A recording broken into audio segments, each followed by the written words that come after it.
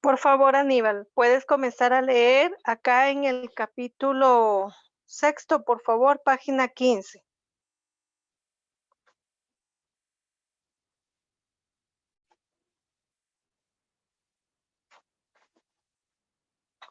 Unos 10 minutos después, aquí, por favor.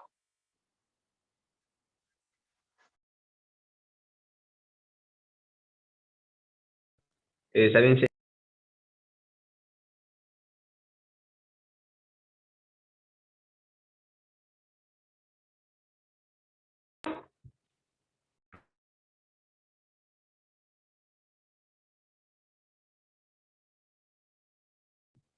unos 10 minutos después sonó la campana para el té, y como Virginia no bajase, la señora Ortiz envió a uno de los criados a avisarle.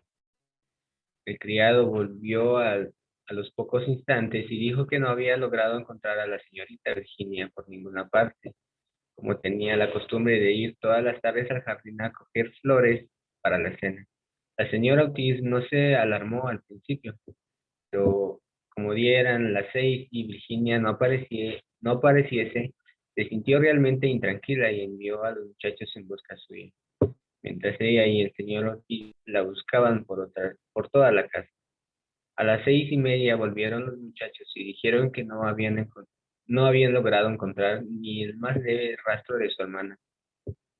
Habían llegado todos al mayor grado de excitación y no sabían qué hacer.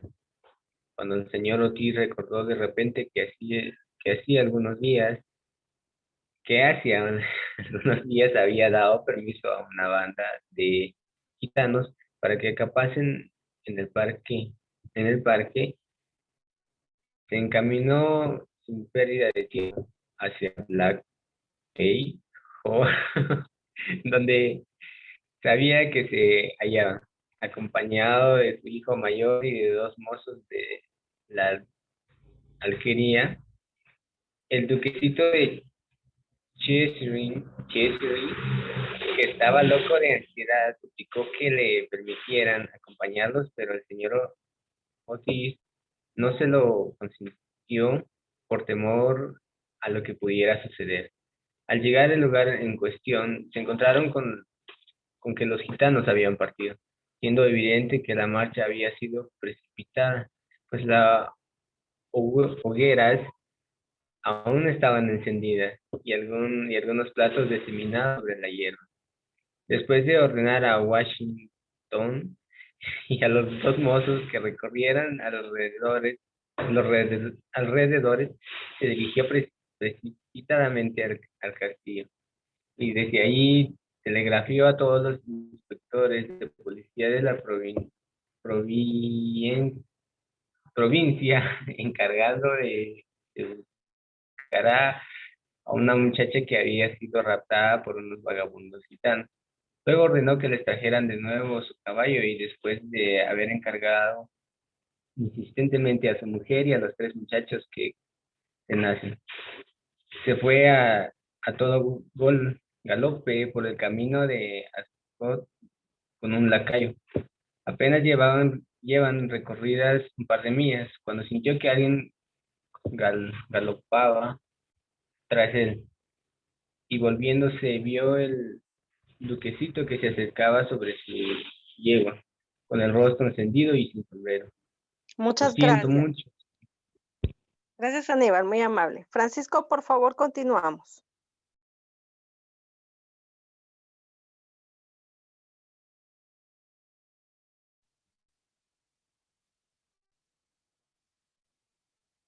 Lo siento mucho, señor Otis, dijo el mozo con voz entrecortada, pero no me será posible cenar mientras Virginia no aparezca. No se enfada usted conmigo. Se lo ruego, si hubiera usted permitido nuestras relaciones el año pasado, no hubiera sucedido esto, pero no me mandara usted volverme, ¿verdad? No me sería posible.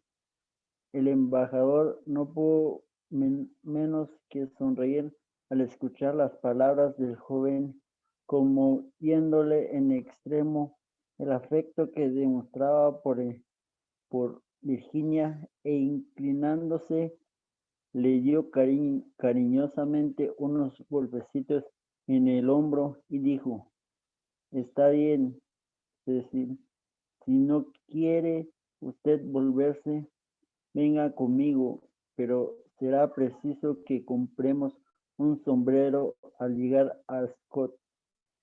Al diablo el sombrero. Lo que necesito es encontrar a Virginia, exclamó riendo el duquesito, y galoparon hacia la estación.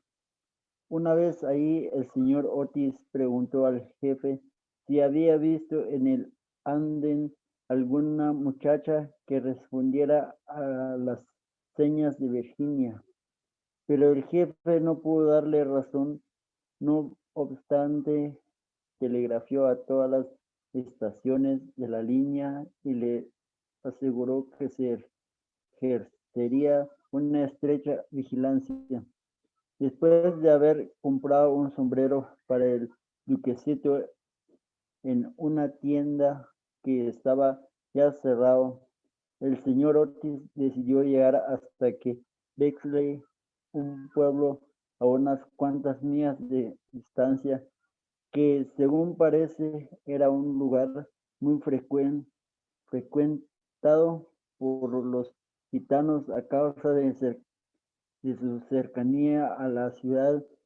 Ahí despertaron al guarda rural, que no pudo facilitarles información alguna, y después de haber recorrido toda la localidad, se volvieron por donde habían vendido y llegaron al castillo alrededor de las 11, muertos de cansancio y transidos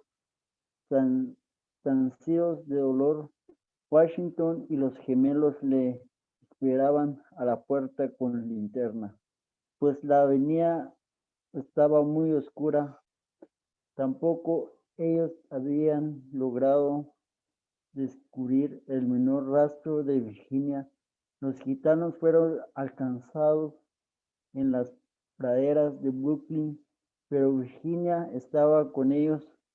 Por otra parte, habían justificado la partida repentina, explicando que, habiendo equivocado la fecha en que tenía lugar la feria Cherton, tuvieron que levantar el campamento principal precipitadamente a fin de llegar tarde. Además demostraron gran sentimiento al enterarse de la desaparición de Virginia, agradecidos como estaban al señor Otis por haber permitido acampar en el parque. 4 de la tribu se había quedado con ellos para contribuir a las pesquisas. Se vació el estanque de las carpas y todo el castillo fue registrado palpo a palpo, sin el menor resultado. Era evidente que, al menos por aquella noche, Virginia estaba perdida para su familia. En un estado de profundo abatimiento, el señor Otis y los muchachos se dirigieron hacia el castillo, seguidos de un criado con los caballos y el pony. En el vestíbulo se encontraron con un grupo de servidumbre aterrada, y en la biblioteca, tendida sobre un diván, yacía la pobre señora Otis, casi fuera de sí de ansiedad y terror, con la doncella a la cabecera, humedeciéndole de continuo la frente con agua colonia. Gracias. Ahora, por favor, Kevin.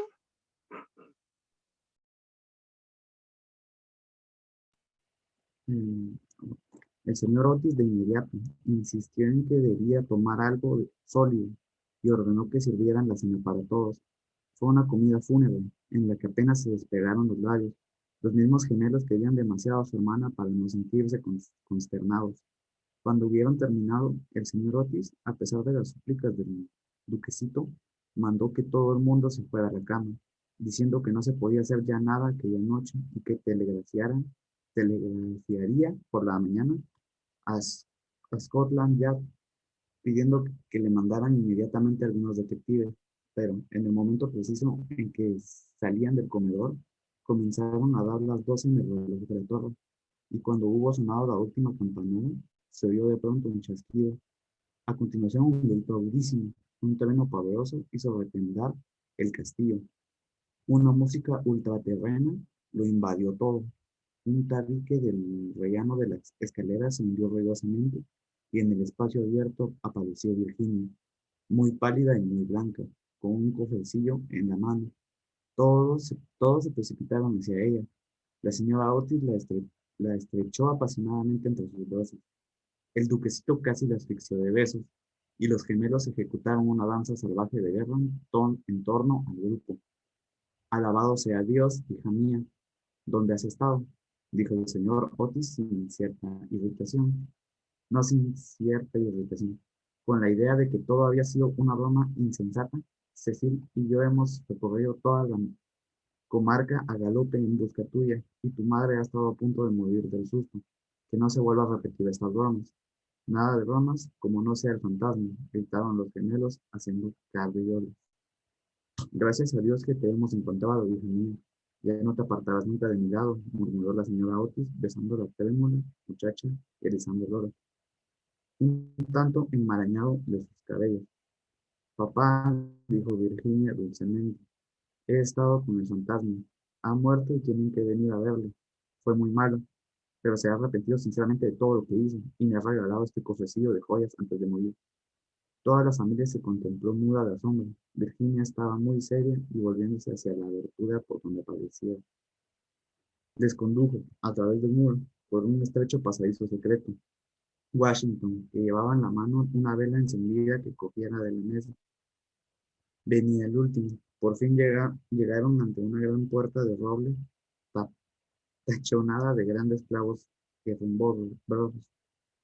Apenas Virginia la hubo tocado, giró sobre sus pesados goznes, abriéndoles paso a una reducida cámara abovedada que iluminaba,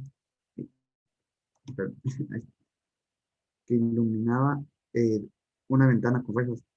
Empotrada en la pared había una gran argolla de hierro y sujeto a ella por una cadena un esqueleto amarillento, tendido todo a lo largo sobre el suelo, en la actitud de querer alcanzar con sus largos dedos descarnados una escudilla y una jarra colocada fuera de su alcance. La jarra evidente había estado llena de agua en otro tiempo. Su interior estaba tapizado de verdín. En la escudilla solo se percibía un montoncito de polvo.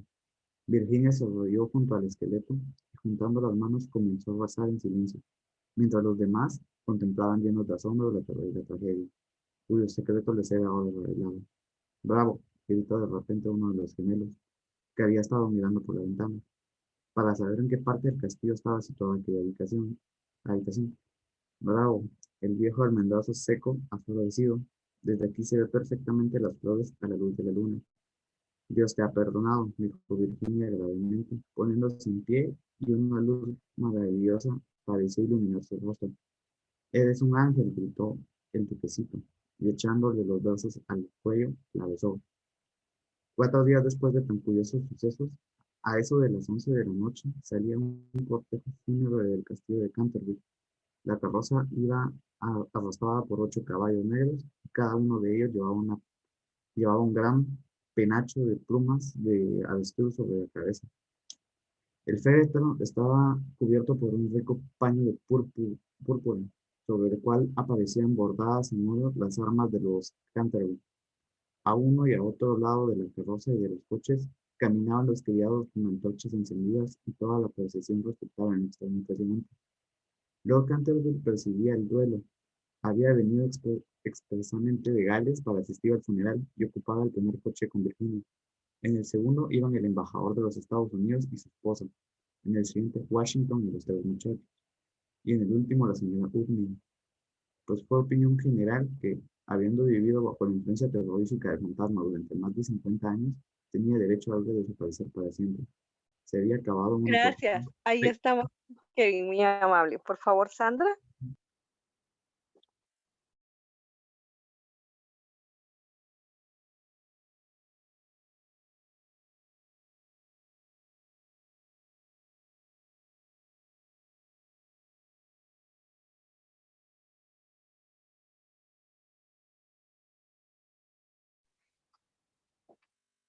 Sandra.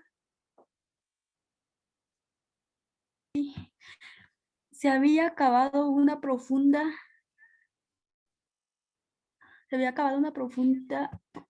Miss, ¿puedes sacar eso? Gracias. Se había acabado una profunda fosa en su rincón del cementerio, justamente bajo del tejo secular, y el reverendo Augusto Rampier leyó el oficio de difuntos en el tono más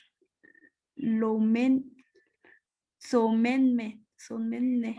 Una vez la solemne, perdón. Una vez la ceremonia terminada, los criados apagaron las antorchas como era tradicional en la familia Canterville, y en el momento en que el féretro era descendido a la fosa, Virginia se adelantó y colocó sobre él una gran cruz de flores de almendro, blancas y rosadas. En aquel preciso instante la luna surgió tras de una nube inundada el cementerio de una plata silenciosa, y en un lejano motorral comenzó a cantar un ruiseñor. Pensó Virginia que la descripción que la hicieran el fantasma del jardín de la muerte, y sus ojos se llenaron de lágrimas durante el trayecto de regreso. Apenas pudo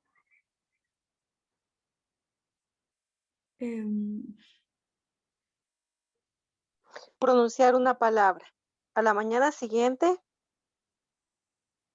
me perdí A la mañana siguiente, antes de que Lord Canterville regresara a la ciudad, el señor Otis tuvo una entrevista con él para tratar de las joyas que el fantasma regalara a Virginia. Eran realmente espléndidas, sobre todo un collar de rubíes de antigua montura veneciana, ejemplar soberbio del siglo XVI, y de tan gran valor que el señor Otis sintió considerables escrúpulas en permitir a su hija que lo aceptara. Mi lord, hijo del Lord Centerville, que sé que en este país la ley del mayorazgo se aplica lo mismo a los bienes muebles, a los inmuebles. Es por tanto inmudable que estas joyas, siendo bienes muebles, son o deben ser consideradas como formando parte del patrimonio de su familia. Le ruego a usted, pues, que le lleve consigo a Londres y las considere como una simple porción de su propiedad.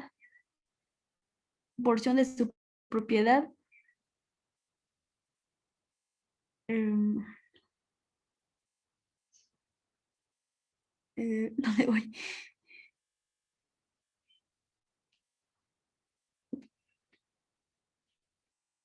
Donde te estoy remarcando. Muy bien, gracias, Miss. Disculpe que me pierdo siempre. No hay problema. Le ruego a usted, pues, que le lleve consigo a Londres y le considere como una simple porción de su propiedad, restituida en condiciones un tanto extrañas. Por lo que respecta a mi hija, aún es una niña, y puedo asegurar con alegría que no le interesa. Ay, Miss, es que yo estoy leyendo en su pantalla. Gran cosa del poseer objetos de lujo inútiles. Sé además por la señora Otis, cuya autoridad de materia de arte no es desdeñable, pues ha tenido la suerte de pasar con su mocedad varios inviernos en Boston, que estas piedras tienen un gran valor y que si se puede pusieran a la venta, alcanzarían un alto precio. En estas condiciones, ¿reconocerá usted, Lord Canterville, la imposibilidad en que me encuentro de permitir que puede en poder de su miembro de mi familia, sin contar que tan vanos adornos sientan muy bien y hasta son necesarios a la aristocracia inglesa, pero estarían completamente fuera de lugar en quienes han sido educados como arreglo a los principios severos y a mi juicio inmortales de la implicidad republicana. A lo sumo quizás me atrevería a indicar que Virginia se alegraría mucho de que le permitiese usted conservar el confesio como recuerdo del que, a pesar de sus extravíos en su confortunado antecesor, Infortunado. infortunado antecesor, como es muy antiguo y por consiguiente, este es muy mal estado. Quizás no tenga usted inconveniente en complacerla.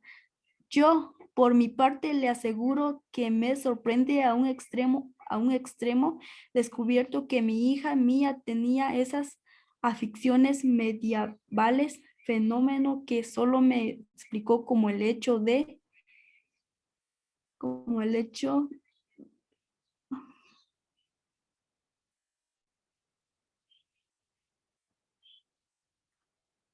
el hecho de haber nacido Virginia en uno de los suburbios de Londres, poco después de regreso a la señora Otis.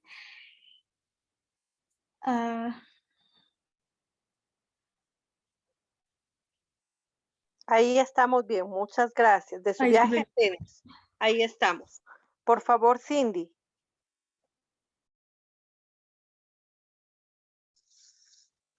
Lord Cartiven escuchó gravemente el discurso del digno embajador, atusando su bigote de cuando en cuando para ocultar una involuntaria sonrisa, y cuando el señor Otis hubo terminado, le estrechó la mano cordialmente y dijo: Mi querido amigo, su encantadora hija ha prestado un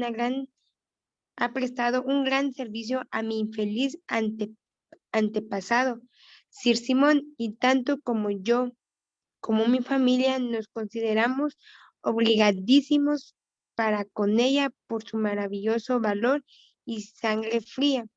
Las joyas le pertenecerán de derecho, sin contar que si yo fuera tan egoísta que me permitiera despojarla de ellas, estoy seguro de que el maligno viejo no tardaría ni una quincena en salir de la tumba para para hacerme la vida imposible.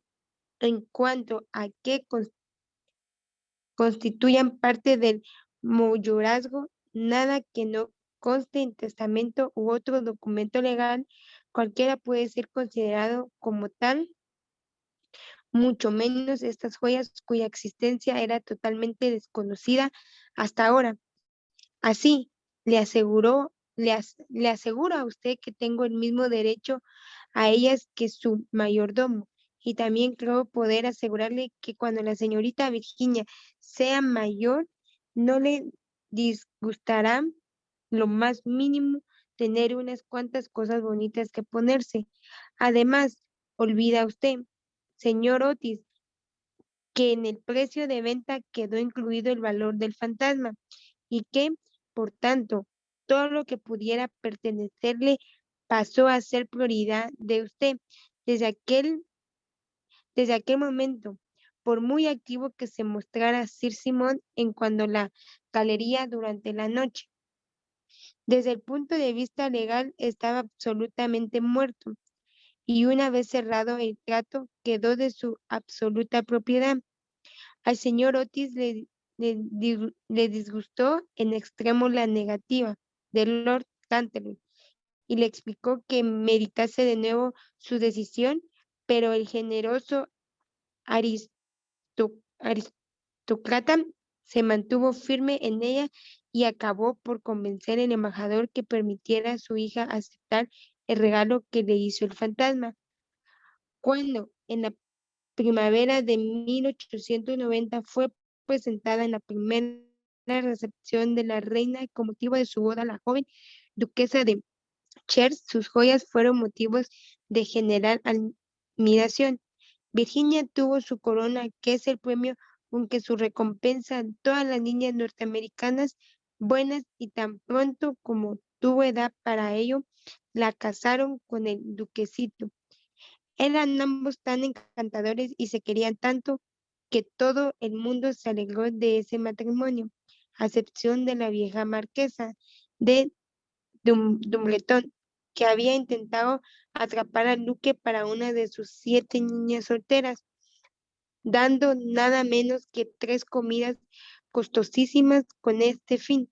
Aunque parezca extraño, también el señor Otis constituía otra excepción, pues, aunque se sintiera extraordinario, afecto personal por el duquesito, teóricamente era enemigo de los títulos y, para emplear sus propias palabras, no dejaba de temer que en medio de las influencias deprimentes de una aristocracia frenética de placer, pudiera olvidarse los verdaderos principios de la simplicidad republicana. Sus objeciones, sin embargo, fueron completamente dominadas y sospechó que, cuando avanzaba del brazo de su hija por la nave de la iglesia de San Jorge de Hanover Square, no había un hombre más satisfecho en toda Inglaterra. Gracias. Una vez pasada. Muy bien. Ahí vamos a dejar nuestra lectura, por favor. Tenemos todavía más tiempo.